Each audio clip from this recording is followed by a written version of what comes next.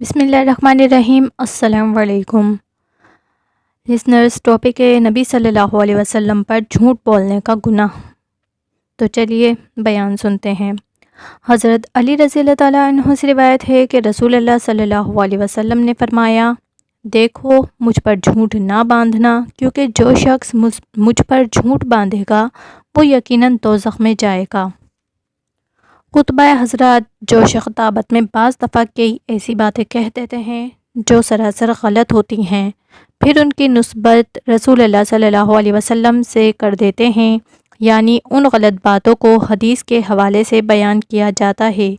امام بخاری رحمۃ اللہ علیہ کا مقصد یہ ہے کہ رسول اللہ صلی اللہ علیہ وسلم کی طرف کسی چیز کے انتساب میں کامل یقین، پورے احتیاط اور مثبت کی ضرورت ہے۔ اگر احتیاط کا دامن ہاتھ سے چھوٹ گیا تو نیکی برباد، گناہ لازم کی صورت پیدا ہو جائے گی۔ اس سلسلے میں حضرت علی رضی اللہ تعالیٰ عنہ کی اس روایت سے معلوم ہوتا ہے کہ رسول اللہ صلی اللہ علیہ وسلم پر جھوٹ بولنے والے کے لیے جہنم ہے۔ اس کے دوسرے معنی یہ بھی ہیں کہ رسول اللہ صلی اللہ علیہ وسلم پر جھوٹ بولنے کے مقابلے میں آگ میں داخل ہونا گوارا کر لیا جائے، لیکن آپ پر جھوٹ نہ بولا جائے۔ واللہ اعلم۔ حضرت عبداللہ بن زبیر رضی اللہ تعالیٰ عنہ سے روایت ہے، وہ کہتے ہیں، میں نے اپنے والد زبیر رضی اللہ تعالیٰ عنہ سے دریافت کیا، والد محترم، میں آپ کو رسول اللہ صلی اللہ علیہ وسلم سے احادیث بیان کرتے ہوئے نہیں دیکھتا ہوں جس طرح فلاں فلاں بیان کرتے ہیں۔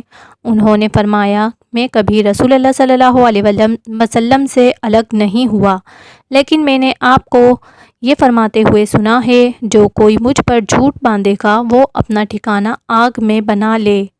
حضرت انس رضی اللہ تعالیٰ عنہ سے روایت ہے، انہوں نے فرمایا، مجھے زیادہ حدیثیں بیان کرنے سے یہ بات روکتی ہے کہ نبی صلی اللہ علیہ وسلم کا ارشاد گرامی ہے، جو شخص مجھ پر جان بوجھ کر جھوٹ بولے گا وہ اپنا ٹھکانہ جہنم میں بنا لے۔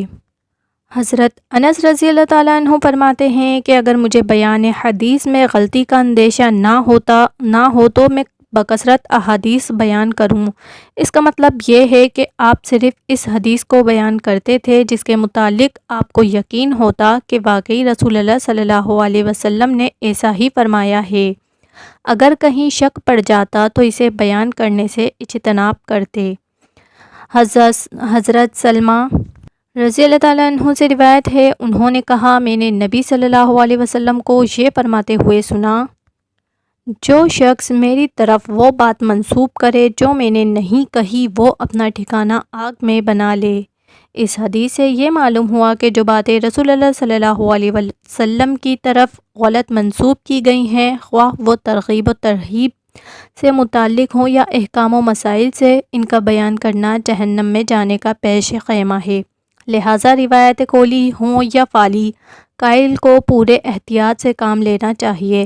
خاص طور پر موضوع اور خود ساختہ روایات کا بیان کرنا کسی صورت میں جائز نہیں، صرف بتانے کے لیے نقل کی جا سکتی ہے کہ یہ بے اصل اور بے بنیاد ہے۔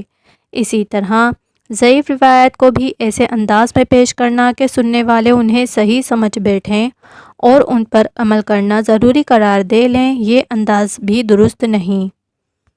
حضرت ابو ہریرہ رضی اللہ تعالیٰ عنہ سے روایت ہے، نبی صلی اللہ علیہ وسلم نے فرمایا، میرے نام محمد اور احمد پر نام لکھو، مگر میری کنیت ابو القاسم پر کنیت نہ رکھو، اور یقین کرو جس نے مجھے خواب میں دیکھا اس نے یقیناً مجھ کو ہی دیکھا ہے، کیونکہ شیطان میری صورت میں نہیں آ سکتا، اور جو دانستہ مجھ پر جھوٹ باندھے وہ اپنا ٹھکانہ جہنم میں بنا لے۔ خواب میں رسول اللہ صلی اللہ علیہ وسلم کو دیکھنے کی سعادت ایسی صورت میں بابرکت ہو سکتی ہے جبکہ خواب میں دیکھا ہوا حلیہ کسی کتب حدیث میں موجود آپ کے حلیہ مبارک کے مطابق ہو۔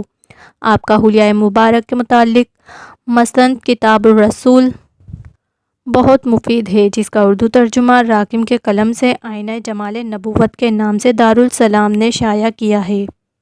تو لسنرز، آپ کو بیان پسند آیا ہو تو پلیز میرے چینل کو لائک کریں، شیئر کریں اور سبسکرائب کریں۔ اللہ حافظ۔